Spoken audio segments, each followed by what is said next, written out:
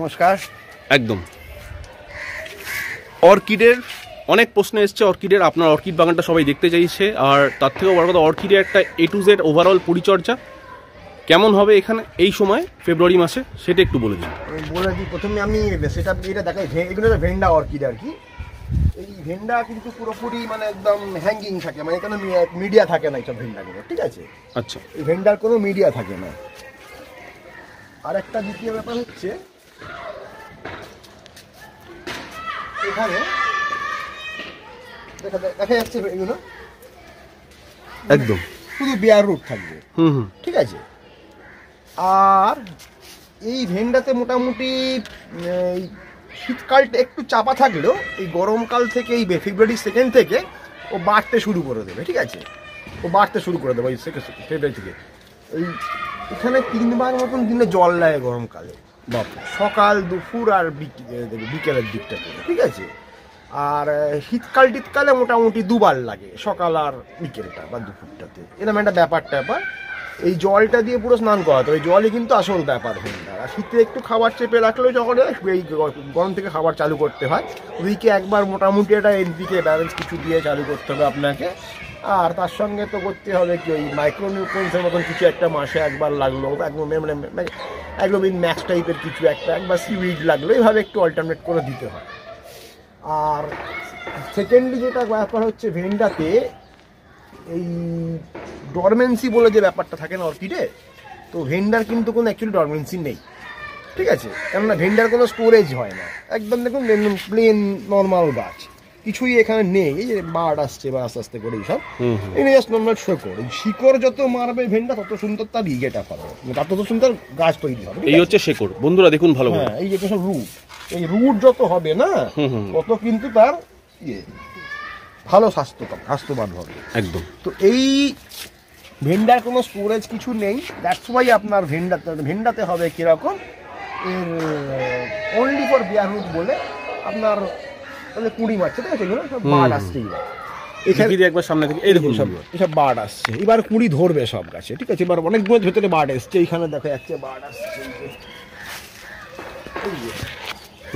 এই যে 20 মারছে, ঠিক আছে?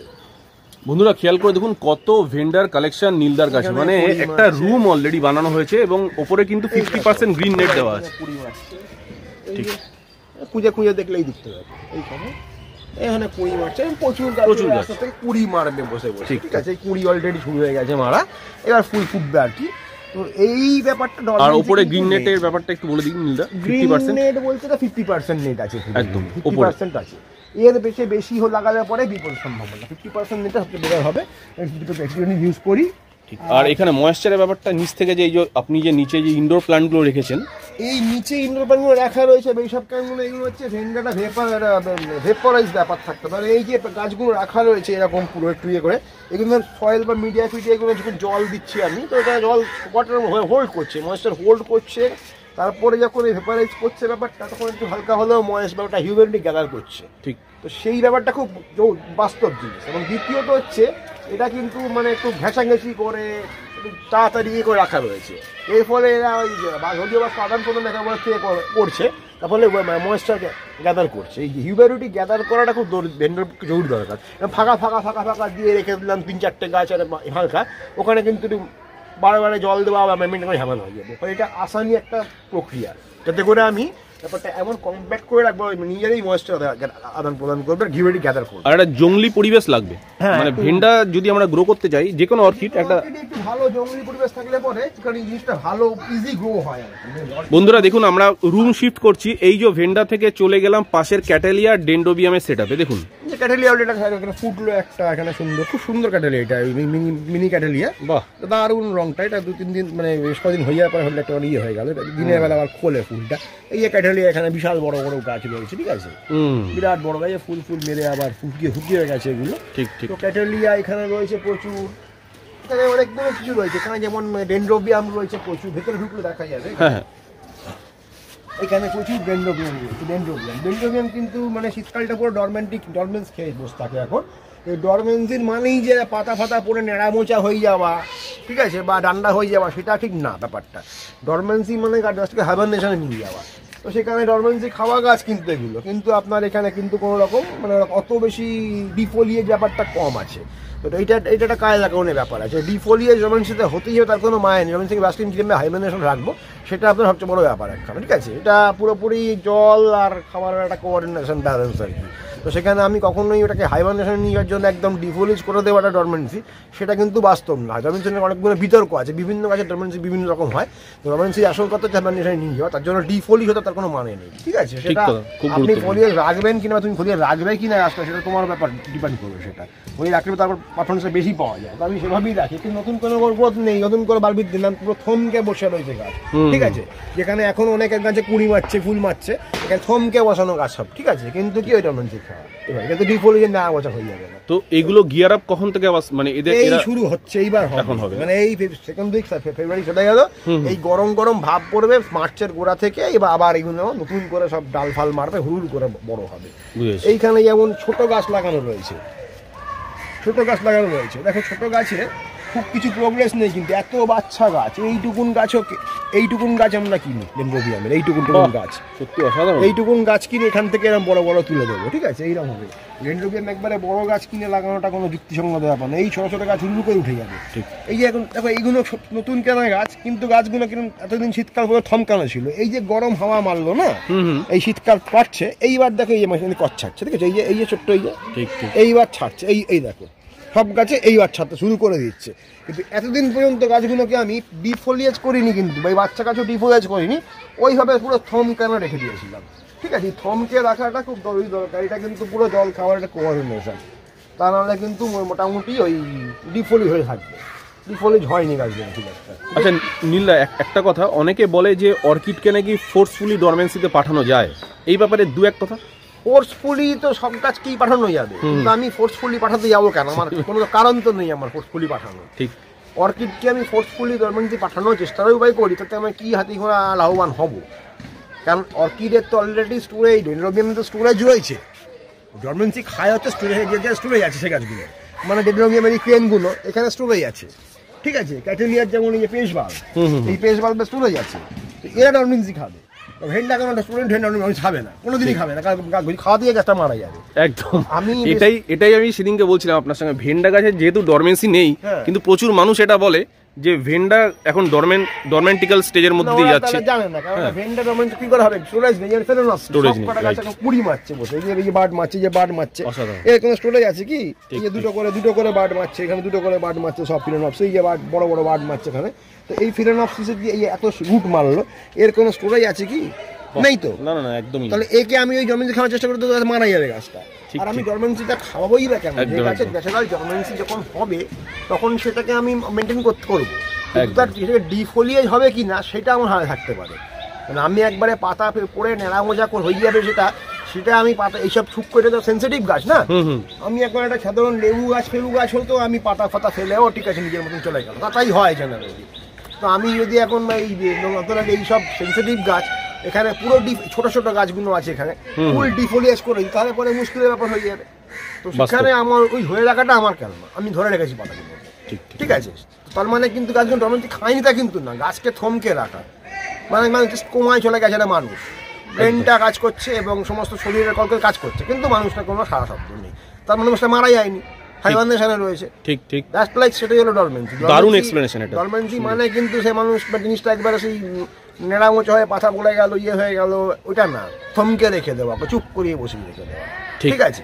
বন্ধুরা আমি একটু ইন্টারাপ্ট করছি, নীলদা অনেকে প্রশ্ন করেছিলেন যে অর্কিডের ডরমেন্সি নিয়ে, নীলদা যেভাবে এক্সপ্লেন করলেন আমার মনে হয় না ওটা নিয়ে আর কোনো প্রশ্ন আপনাদের মনের মধ্যে থাকবে। হ্যাঁ, তার জন্য সত্যি মানে এরকম ধরনের এক্সপ্লেনেশন নীলদা ছাড়া অন্যান্য খুব কম মানুষের থেকেই আমরা পাবো। অসাধারণ এক্সপ্লেনেশন। আপনাদের প্রচুর মানুষ এই প্রশ্ন করেছিলেন যে ফোর্সফুলি ডরমেন্সি নিয়ে একটা কোশ্চেন করেছিলেন, নীলদা বুঝিয়ে দিল।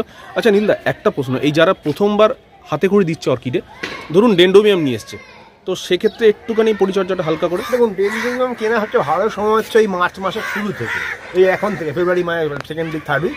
তো এই সময় গাছ বাড়ে বেশি তাড়াতাড়ি, এই সময় গাছের মানে বৃদ্ধির সময়, এই সময় যদি গাছ কিনেন হুড় করে গাছে তুলে নিতে পারবেন।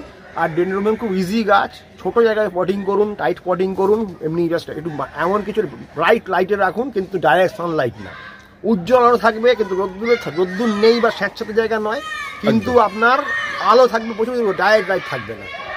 ডাইরেক্ট লাইট থাকলে সকাল 8টা অবধি পড়ছে, সেখান জায়গায় রাখুন, দেখবেন হুড় করে গাছ উঠছে। আর অত্যন্ত খাবার দাবার দিয়ে রাজে গৌড়ে কোনো দরকার নেই, সপ্তাহে একবার করে খাবার হালকা করে দিন, 1 গ্রাম 1 লিটার জলে দিলে আরামসে দৌড়াবে।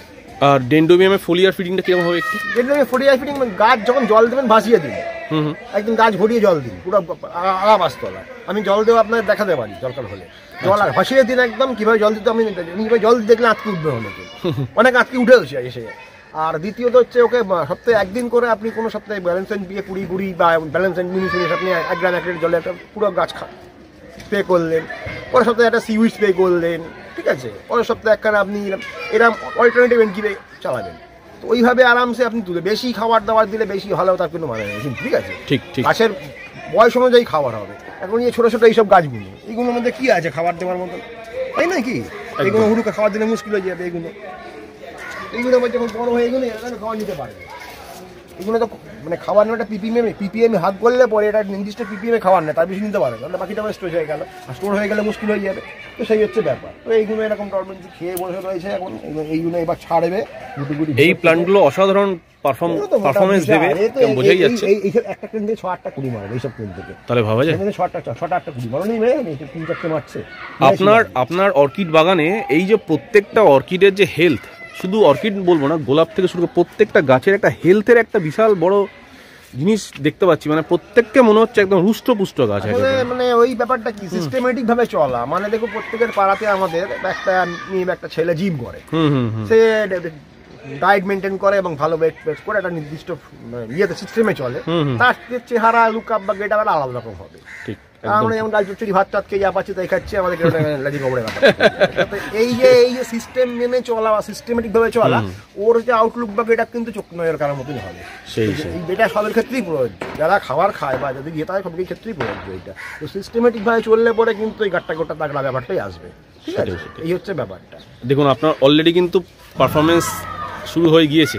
হ্যাঁ, এই যে এখান এই গাছটাকে যদি দেখাই আমরা, এই যে যেটা ক্যামেরায় ধরেছি, এই গাছটাকে কিভাবে বুঝবো সেটা হচ্ছে কুড়ি মেরে দিয়েছে, ওটা কিন্তু পারফরমেন্স না। আচ্ছা, এই যে ব্যাপারটা হচ্ছে, এই দেখো এইখানে যে রুট এসে গেছে, নতুন রুটের সবুজ টিপ দেখা যাচ্ছে না, তার মানে হচ্ছে গাছটা শুরু হয়ে গেছে। এই দেখো সব গাছের টিপ সবুজ হয়ে যাচ্ছে, এইগুলো এখনো শুরু হয়নি সবুজ। ডরমেন্সি কিন্তু রুটের খেলা, উপরে আগার খেলা না। আচ্ছা, ঠিক আছে। আচ্ছা না, অর্কিডের ব্যাপারে সত্যি কথাই অনেক কিছু জানার আছে, অনেক কিছু শেখার আছে আপনার থেকে। পুরোপুরি গাছের গোড়ার খেলা, গোড়ায় যা হবে ওপরে আগায় গিয়ে তা তুমি মজা দেখবে। আর গোড়া তুমি দেখতে পাচ্ছ না কোনো গাছে, সমস্যা হয়ে গেছে এইটাই। গোড়াটাকে যদি মানে সেন দৃষ্টি দিয়ে দেখো তাহলে তুমি পুরো ব্যাপারটা ধরতে পারবে একদম পুরোপুরি আগার খেলা। আর নীল আরেকটা কথা, এই যে আপনি পরিবেশটা দেখাচ্ছেন এই যে ময়েশ্চারের জন্য, মানে এইগুলো সব লিখে দেওয়া আছে, এইসব মানে ভেপার ওঠা ব্যাপারটা থাকবে না এইসব, ঠিক মানে ময়েশ্চার যেটাকে, এই যে এখানে সিমমেডিয়াম রাখা রয়েছে, এখানে এইখান থেকে জলজ ব্যাপারটা, জলীয় ব্যাপারটা একটুখানি ইয়ে হবে, কম্প্যাক্ট রাখা হচ্ছে। দেখুন বন্ধুরা, এখানে নীলদা কিন্তু প্রচুর ইনডোর প্ল্যান্ট, যেমন দেখুন এই যে স্ক্রিনে দেখা যাচ্ছে সিঙ্গোনিয়াম, ছাড়াও আদার্স যেগুলো রেখেছে, এটা কিন্তু নীলদার। হ্যাঁ, এই দেখুন এগুলো রাখার একটাই কারণ যে একটা জঙ্গলি এনভায়রনমেন্ট দেওয়া রয়েছে, ঠিক আছে। এরকম এখানে এমন অ্যান্থুরিয়াম সবই আছে দেখতে পাচ্ছি রয়েছে এখানে। আমার তোমার এই সব মানে অনেক কিছু টুকটাক রয়েছে, আরো গাড়িখানে আবার এই বার্কিং রয়েছে, ঠিক প্রচুর ভেতরে আরো 2-1 রয়েছে, এদিক ওদিক ঢুকে গেছে। মানে সব থেকে বড় কথা হলো এনভায়রনমেন্ট। অর্কিড অনেকে শখে কেনে, নীলদা কিনে কি করে এরকম 2-1টা ঝুলিয়ে রাখে, তারপরে বাঁচাতে পারে না তারা, তখন